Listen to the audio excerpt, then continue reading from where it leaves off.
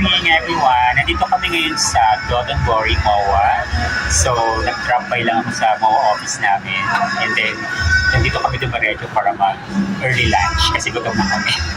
Kaya pa, medyo maliliit ang galingan namin. But anyway, may experience na rin kami kumain before sa Dotonbori pero sa BGC sa McKinley Hill.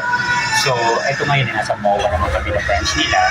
And unfortunately, yung in-order namin before dun sa McKinley branch nila na parang bento box with ramen, hindi siya available sa branch na to.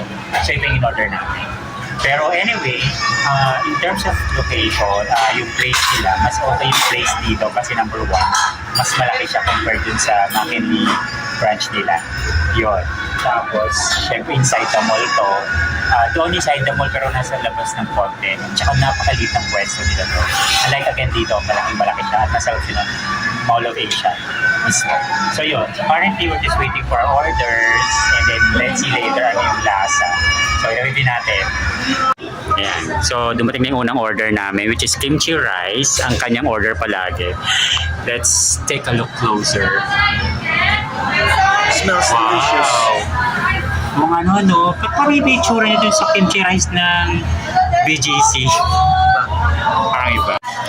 So, here's our second order na dumating na. This is shoyu ramen. So, we're just waiting for one more order so we can start eating. Kasi gutom na kami. And our third order, finally, ang tawag sa kanya in English is Japanese pancake. Pero yun nga, rice siya. Rice with beef and with cheese on top. Okay, so we'll start eating na. Ayan. So, let's start the food review. Compare lang natin yung ano dito, kimchi rice dun sa Dotonbori sa kabila, sa BGC, McKinley. Sige, go. Ano? Parang parang hindi ka nasarapan. Parang mas okay yung sa kabila. So compared sa kabila, mas gusto mo yan, mas okay siya. Tsaka yung kimchi niya sa ibabaw is fresh.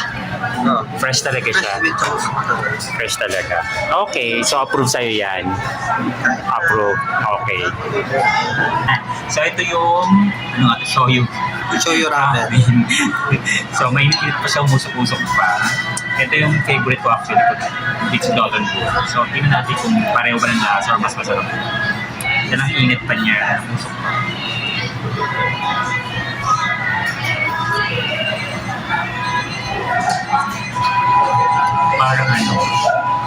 Parang mas matapang ng konti kumpara dun sa kabila. Sa kabila medyo tama lang yung alat. Ito medyo matapang ng konti na. Pero overall masarap.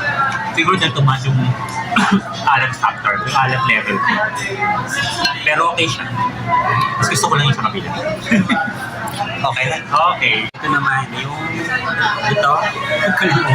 Japanese pancake. Okonomiyaki ba tawag? Ang hirap din kasi. So, tingnan natin, tikman natin. So, again, siya? Rice with beef and cheese.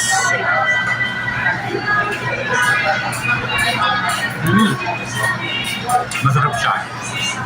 Masarap. Recommended to. Highly recommended. First time ko itong in-order eh. Masarap pala siya. Parang wala ganito sa jacket. Wala. Masarap lang. Okay, so let's eat na.